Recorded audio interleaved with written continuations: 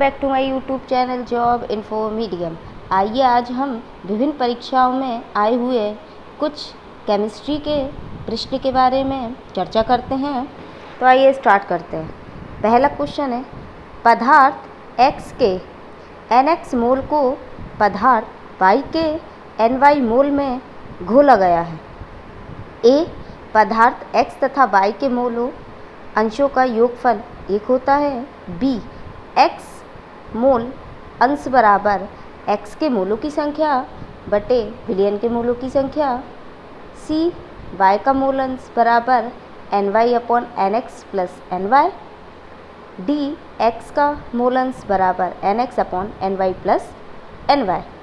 आपका इसका अगर हम ऑप्शन के अकॉर्डिंग देखें तो आपका इसका आंसर होगा A, B और C, क्योंकि ए हमारा ये बता रहा है कि पदार्थ X, कोई पदार्थ है X तथा Y, उनके मोलों के जो अंशों का योगफल है वह 1 होता है। हाँ, होता है। B हमारा ये बता रहा है कि हमें जिस भी पदार्थ का मोल अंश निकालना होता है उसके मोलों की संख्या हम ऊपर रखते हैं और टोटल मोलों की संख्या नीचे रखते हैं, जैसा कि आपको C में बताया गया है। अगर हमें Y के मूल अंशों की संख्या निकालनी है तो मैंने आपको बताया कि जिसका निकालना होता है उसके मूलों की संख्या ऊपर रखते हैं। तो NY के मूलों की संख्या अपॉन NX के मूलों की संख्या प्लस NY के मूलों की संख्या, मतलब कि NY के मूलों की संख्या अपॉन टोटल मूलों की संख्या। इस प्रकार से आपका आंसर क्या होगा? A सही। सेकंड क्वेश्चन की बात करते हैं। अयस्क कॉपर पाइराइड का सांद्रण किया जाता है। A इनमें से कोई नहीं। B गुरुत्वीय विधि के द्वारा। C फेन उत्प्लवन विधि के द्वारा। D चुंबकत्व विधि के द्वारा। आपका इसका आंसर है फेन उत्प्लवन विधि के द्वारा, क्योंकि अयस्क जो कॉपर पाइराइड होता है इसका सांद्रण हम फेन उत्प्लवन विधि के द्वारा करते हैं। थर्ड क्वेश्चन की बात करते हैं। आवर्त सारणी के एक वर्ग में ऊपर से नीचे की ओर आने पर ऑप्शन A विद्युत ऋणात्मकता के मान में कमी आती है। B परमाणु त्रिज्या में वृद्धि होती है। C आयनन एंथैल्पी के मान में कमी आती है। अब ऑप्शन से देखते हैं। A, B और C। B में केवल C है, C में केवल B और D में केवल A। अगर हम इसका सही आंसर की बात करें तो A होगा। कैसे होगा? क्योंकि यही पूछा गया है कि आवर्त सारणी के एक वर्ग में ऊपर से नीचे आने पर क्या होता है, तो मैंने आपको आंसर A बताया है। A विद्युत ऋणात्मकता के मान में भी कमी आती है। अगर हम वर्ग में ऊपर से नीचे आएंगे तो उसमें क्या होगी? उनके तत्वों में कमी आएगी। B परमाणु त्रिज्या में वृद्धि होती है और C आयनन एंथैल्पी के मान में कमी होती है। नंबर चौथा, कैल्शियम कौन प्रदर्शित करता है? CaCO3 gives CaO plus CO2। B 2ZnS plus 3O2 gives 2ZnO plus 2SO2। C 2Zn plus O2 gives 2ZnO। D 2Ag plus 2HCl plus नवजात oxygen gives 2AgCl plus H2O। आपका इसमें आप देख रहे हैं, इसमें जिंक सल्फाइड है, ये जिंक है C वाले में, D वाले में आपका Ag मतलब सिल्फर है। कैल्शियम का प्रतीक सिंबल Ca होता है, जिसमें कैल्शियम कार्बोनेट से calcium oxide plus CO2 carbon dioxide बन रही है। इससे आपका आंसर A सही होगा। नेक्स्ट क्वेश्चन, कौन सा रंगहीन गैस लेड एसीटेट पेपर को काला कर देती है? ऑप्शन है SO2, B Br2, C H2S, D Cl2। आपका इसका आंसर होगा, ये पूछा है आपसे, रंगहीन गैस है लेड एसीटेट पेपर को काला कर देती। आपका इसका आंसर होगा हाइड्रोजन सल्फाइड H2S। छठवां, निम्न यौगिक पर विचार कीजिए। आपको यौगिकों के नाम दिए हैं। First BF3, second IF3, third CO2। अब देखते हैं इनमें यौगिकों पर हम विचार करते हैं। तो इसका होगा आपका यौगिक कौन सा होगा? आपका यौगिक बनेगा आपका फर्स्ट, सेकंड, थर्ड।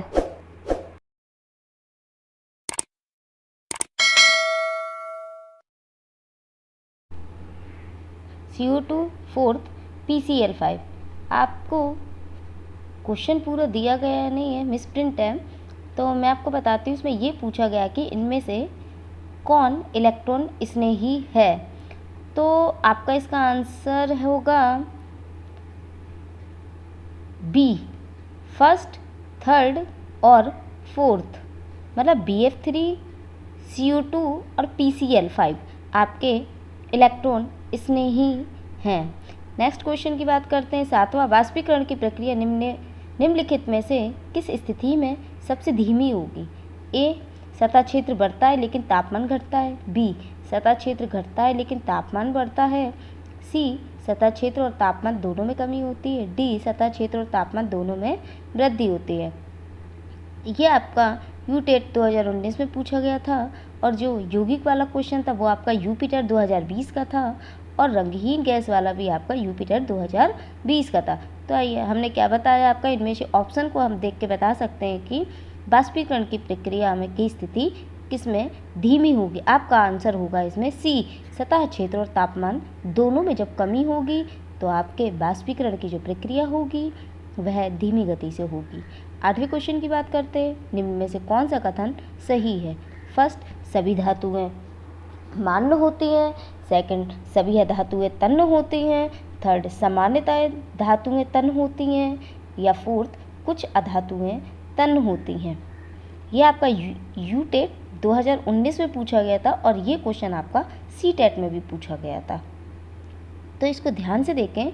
आपका इसका आंसर जो होगा, अगर हम देखते हैं आपको ऑप्शंस के अकॉर्डिंग अगर हम बताएं तो सी वाला सही होगा, क्योंकि इसमें कहा है कि कथन जो आपका तीसरा है वह सत्य है कि समान धातुएं तन्य होती हैं, और फर्स्ट नंबर भी आपका गलत है, सेकंड भी गलत है, और फोर्थ भी आपका गलत है।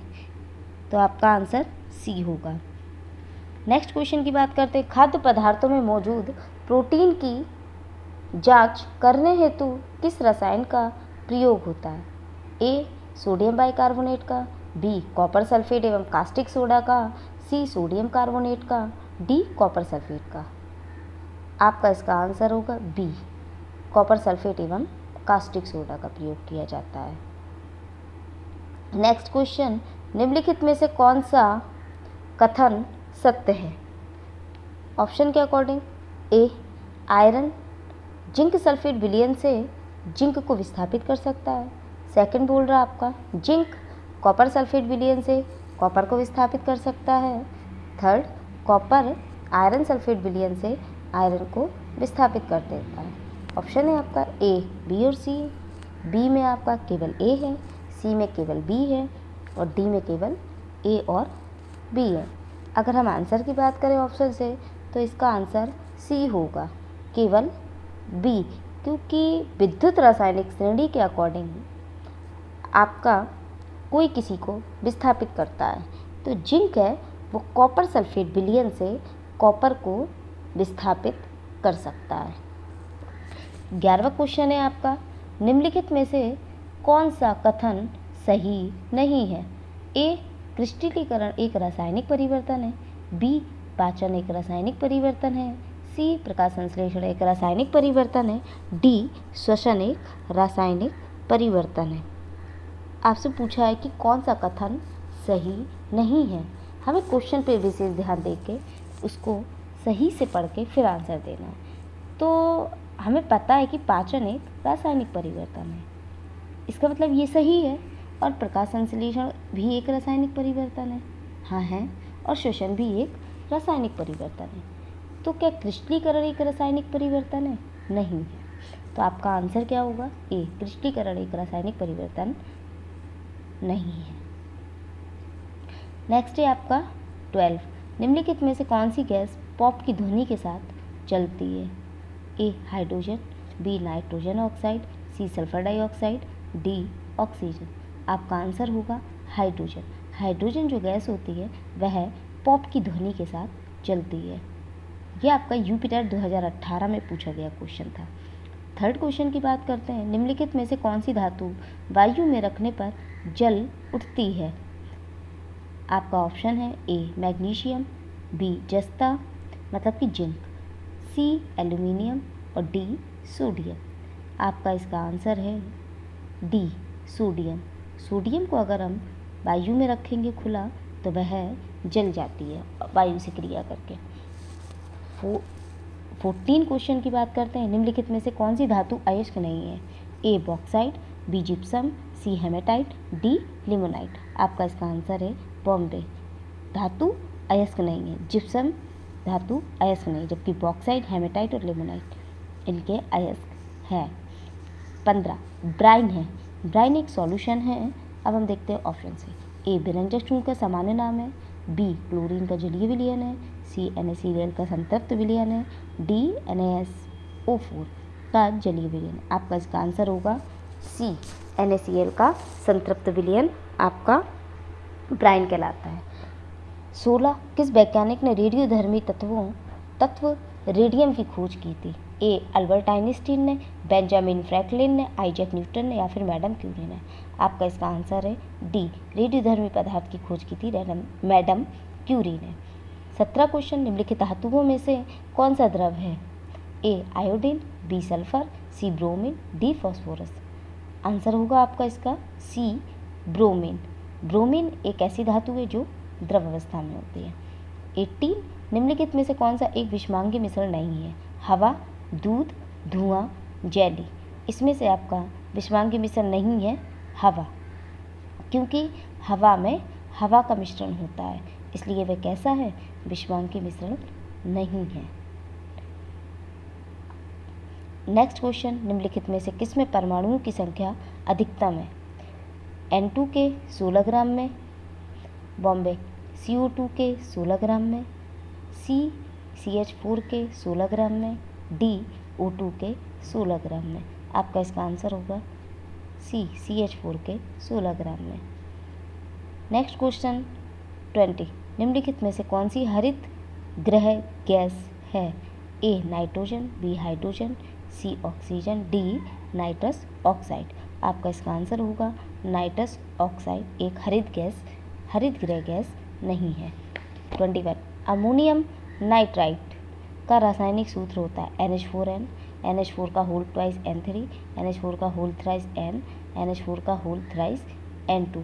अगर आप देखोगे अमोनियम नाइट्राइट की बात कर रहा हूँ, अगर वो अमोनियम नाइट्राइट की बात कर रहा है तो N होगा, मतलब NH4 का होल थ्राइस और N, ये है आपका अमोनियम नाइट्राइट का फॉर्मूला। रदरफोर्ड के अल्फा कण प्रकीर्णन प्रयोग के परिणाम स्वरूप खोज की गई है। प्रोटॉन की, परमाणु के नाभिक की, इलेक्ट्रॉन की या परमाणु द्रव्यमान की। आपका इसका आंसर होगा रदरफोर्ड के अल्फा कण प्रकीर्णन प्रयोग के द्वारा रदरफोर्ड ने परमाणु के नाभिक की खोज की थी। 23 नीचे दी गई धातुओं और अधातुओं का मिलान करके उनके उपयोगों से कीजिए। ए स्तंभ ए में देखते हैं, ए है आपका आयोडीन, बी मरकरी, सी एल्यूमिनियम, डी क्लोरीन। फर्स्ट में देखते हैं बी वाले स्तंभ में, जल शोधन से घावों पर या तापमापियों पर या खाद्य पदार्थों की डिब्बाबंदी पर। इसमें हम पहले ये देख लेते हैं ऑप्शन से, जो हमें ईजिली पता हो उसको निकाल लेते हैं। जैसे अगर हम आयोडीन की बात करें तो आयोडीन का यूज़ हम लोग कहाँ करते हैं? तो अगर हम आयोडीन को देखें तो आयोडीन का उपयोग हम घावों को भरने के लिए करते हैं, ठीक है। मरकरी एक आपका क्या है? तापमापी है, मतलब कि तीसरा, बी का तीसरा ये है और ए का दूसरा ये है। तो आप देखते हैं ए का दूसरा कहाँ है? ए और सी में तो है नहीं, इसको हटा दीजिए। अब हम बी और सी की बात करते तो ए का आपका डी एक ही में है आपका, बी का तीसरा और ए का दूसरा। तो आपका ऑप्शन क्या होगा? डी।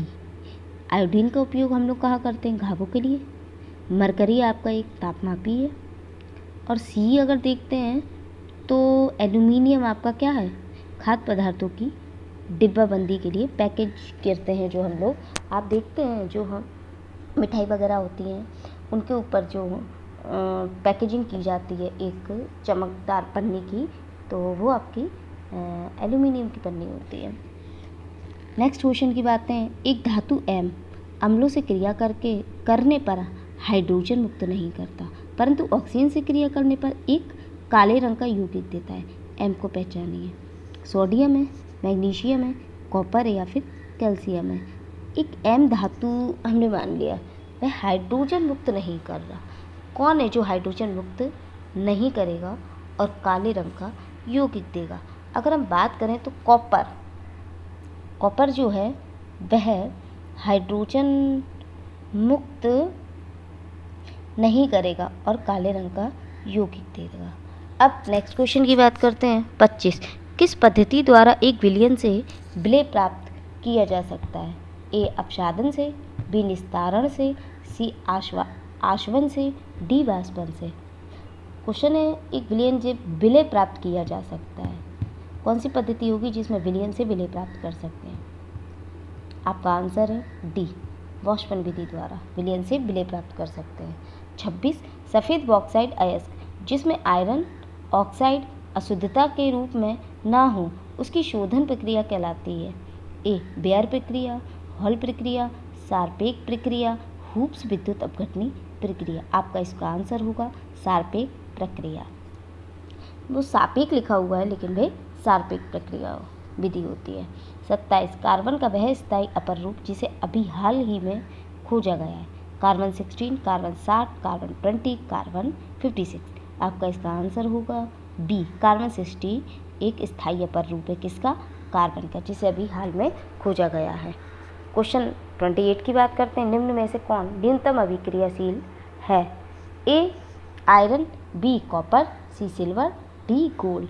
सबसे कम अभिक्रियाशील कौन होता है? गोल्ड होता है। नेक्स्ट 29 तेलों के हाइड्रोजनीकरण में प्रयुक्त उत्प्रेरक है catalyst? Fe, Ni, MO, Pt। मतलब आयरन, निकेल, मोलिब्डेनम या फिर प्लेटिनम। आपका इसका आंसर होगा निकेल हमेशा तेलों के हाइड्रोजनीकरण के लिए प्रयुक्त होता है। ये क्वेश्चन भी आपका यूपीटर 2016 में पूछा गया था। 30 क्वेश्चन की बात करते हैं। सल्फर एस, एल्यूमिनियम और लोहा के गलनांक क्रमशः दिए हुए हैं 113, 666 तथा 1535 है। इनमें से कौन सा एक सही है? अगर हम ऑप्शन देखें तो हमारा ऑप्शन डी सही होगा, क्योंकि एल्यूमिनियम तथा आयरन 200 डिग्री सी तापमान पर ठोस होता है। अगर हम यही कहें ना, देखिए आपका जो सल्फर है, ऑप्शन से देखिए, सल्फर आपका 200 डिग्री तापमान पर ठोस होता है? नहीं होता है। क्या Fe और S तथा L इतने 200 डिग्री तापमान पर ठोस होता है? नहीं होता है। इसके अकॉर्डिंग आप देखेंगे कि डी एल्यूमिनियम तथा आयरन 200 डिग्री सेंटीग्रेड पर ठोस होते हैं।